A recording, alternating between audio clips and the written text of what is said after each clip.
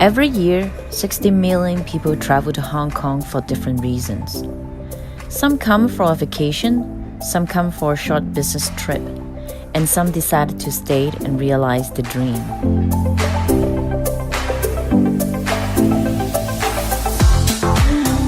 Out of the 7 million population of Hong Kong, 92% is ethnic Chinese, and 8% is of other non-Chinese groups. Among this non-Chinese population, half of them are Filipinos and Indonesians. When you go to popular neighborhoods like Central and Wan Chai on any Sunday, you'll be guaranteed to see groups and groups of Southeast Asia women gathering together on the streets. Who are they? They're domestic helpers working for families in Hong Kong. When you go up to the Soho area in Central, where bars and restaurants cluster, you'll see a very different scene. Westerners. Usually Caucasians enjoy a cocktail and spend a good time with friends. To them, this area is where they can enjoy Western living styles with affordable prices. These expatriates usually have a very decent job in Hong Kong and have a very good living standard.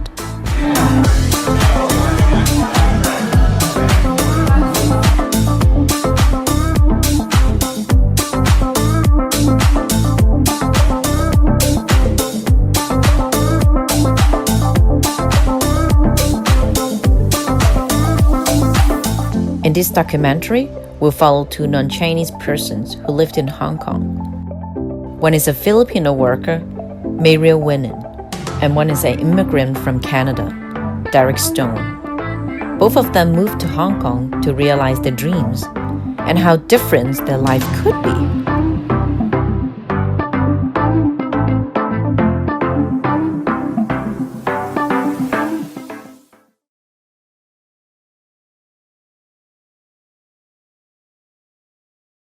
I'm a teacher.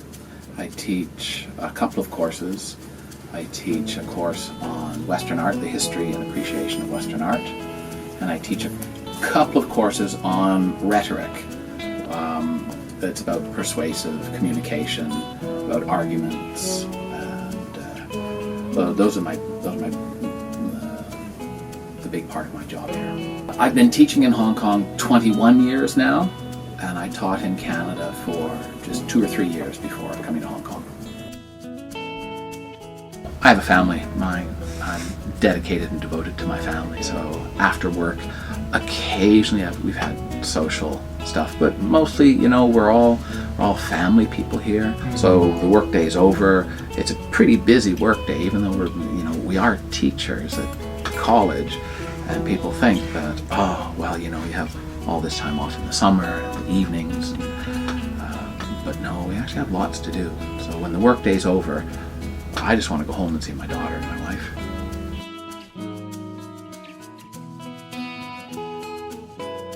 Because I'm a Westerner, there are certain expectations that students have on my approach to teaching and my information and the way I do things. Because their entire educational experience has been in the Hong Kong system, and no offense to Hong Kong teachers, but there's a certain style of teaching and a style of information delivery. And so if I adopt that, then a whole bunch of students get upset because I'm not being a Western teacher. And if I'm a Western teacher, then students are upset because I'm not giving the information that they want. So it's kind of like a double-edged sword, right? On one hand, they appreciate it because the teaching styles can be a bit different. I'm very talkative in lectures. I don't read the information on the PowerPoints. I explain and explore. I'll turn off the PowerPoint at times, just go blank, and then I say, okay, enough of that, let me tell you about things. And so then I'll just ad hoc give them the information. And sometimes they like that and sometimes they don't.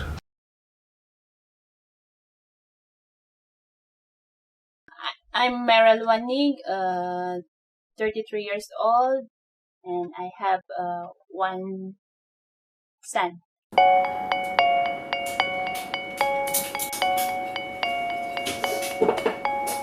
I leave my home to come here to work, to support my family, to give my son a better future. You like this one or the? I work with this family for 1 year, 8 months now, and I think I like them. It's like I consider it's like my home too. No, I'm not married. I think most of the helper here in Hong Kong, they come like they are all single and they are like a single mom. It's so hard for them to work here and came here away from the family and their husband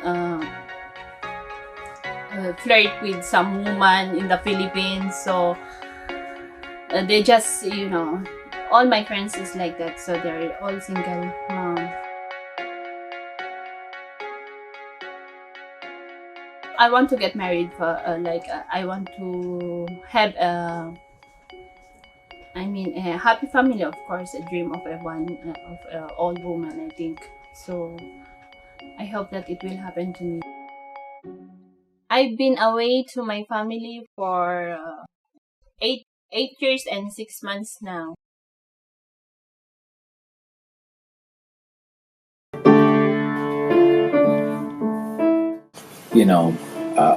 I'm an older daddy. I was in my late 40s when my daughter was born. I'm pretty set in my career. I have an okay career. So I get lots of time to go home. Now, when my wife got pregnant, I started doing some research and investigation on parenting and fatherhood. And so I did all that work early. My name is Esme Victoria Stone, and I am 7 years old. My favorite thing to do is read, and occasionally I draw and write. I like Hong Kong because I can make lots of friends here. My daughter loves coming to my office. We haven't come here a lot recently, but we used to come here every month or so, and we'd have dinner in my office because she liked sitting on my couch and bouncing on the couch and running barefoot up and down in the hallways, and you don't get a lot of chance to do that. So she really liked coming to Daddy's office. Now, because I teach art, I've got lots of art supplies, so she'd do some paintings or drawings and things, and a couple of the things up there are what she's done from when she was a kid. When I first came here, because I was white and I was early 30s, people used to look at me, especially students, and they'd say, "Oh, white guy, likes to drink, likes to go to Lan Kwai Fong and meet the ladies." And so there was a moral consideration about what kind of person you are. So I was a white male, single white male. So I had these roles that I was supposed to fulfill of being a drinker and a womanizer and a partier. And when I didn't fulfill those roles, my students were often disappointed. They'd look at me like, "Oh, how come you're such a loser?" Other expectations are, look, after my girlfriend and I broke up here, I was a single man. And then I met single women. And they would look at me, because I'm a white male, I'm rich. The thing that bugs me the most is it works on two parts. One is fear and an overriding sense of respect. And I think they work similar things because of my face and my skin. Like, students will look at me when I'm walking down the hallway, and instead of saying hi to me or just walking by, they'll bow. And it's this deference, it's this sort of form of respect, but it's not a real respect, it's an artificial respect. The second thing is the fear, because I'm a different person. My skin color isn't Chinese. So if I ride on the train and there's an empty seat beside me, nobody will sit beside me. They will stand around, the train will be full, and no one will sit down beside me. It's even been the case that a boy has asked his girlfriend to sit down, and she looks, sees me, and goes, "Ah!" and runs away. Yeah, I think it is a form of racism because there's a set of expectations, a set of desires, a set of beliefs about you, a fear or an overarching respect that just don't match the reality.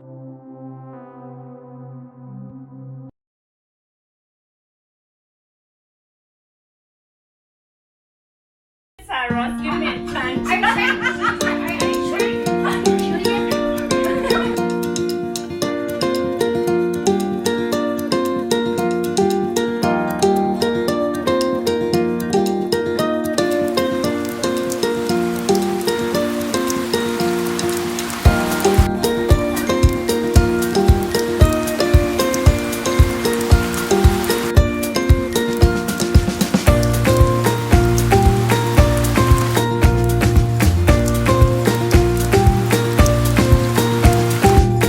Sunday we come on this church and we gather together, attend the service. After that, we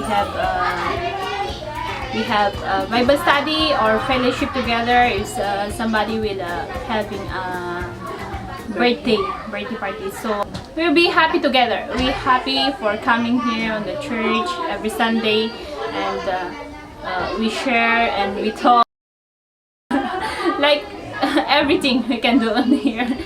Is Ate Jo. So we've been known each other 1 year and 6 months, and we become friends on this church. We become close. Hi, hello. I am Jo. I've been here in Hong Kong for 10 years, but before I work in Singapore for 10 years as well. I like to work in Singapore before, but I choose to come here in Hong Kong because of the salary. But the salary here in Hong Kong is higher than Singapore. But here in Hong Kong, employer now, like my current employer, they treat me just like a family. But before, it's too hard for me also because we cannot adjust each other. They saw me just like an alien in their house. But after that, they changed their attitude, just like their own family. In the church, I think God helped me how to adjust for myself, and God helped me how to handle the work in the house.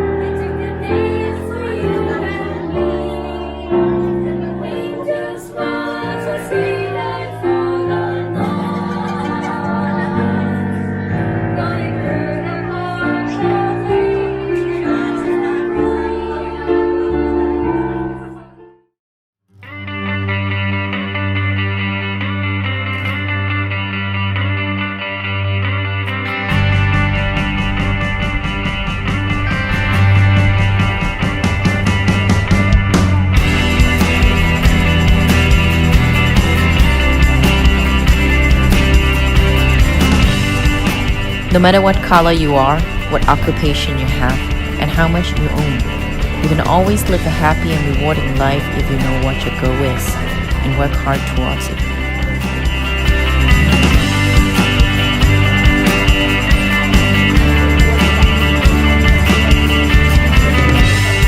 In Hong Kong, a magical city loved by millions of people.